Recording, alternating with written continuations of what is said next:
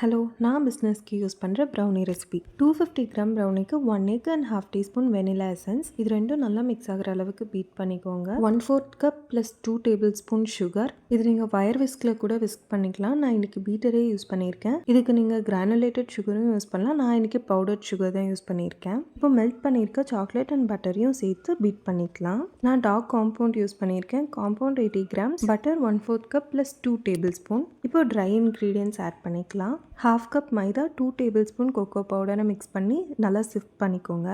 Try ingredients add பண்ணாலுமே நீங்கள் ஜென்டிலாக mix பண்ணால் போதும். ஸ்பேச்சுலா கூட யூஸ் பண்ணிக்கலாம். நான் இன்றைக்கி பீட்டர்லேயே மிக்ஸ் பண்ணிட்டேன். 180 டிகிரி ப்ரீ ஹீட்டட் அவனில் 20 to 25 minutes based on your OTG நீங்கள் வச்சு எடுத்தால் போதும். Perfect crinkle top fudgy brownie ready. நான் கிராம் மெஷர்மெண்ட் ஃபாலோ பண்ணுறதில்ல, கப் மெஷர்மெண்ட் மட்டும்தான்.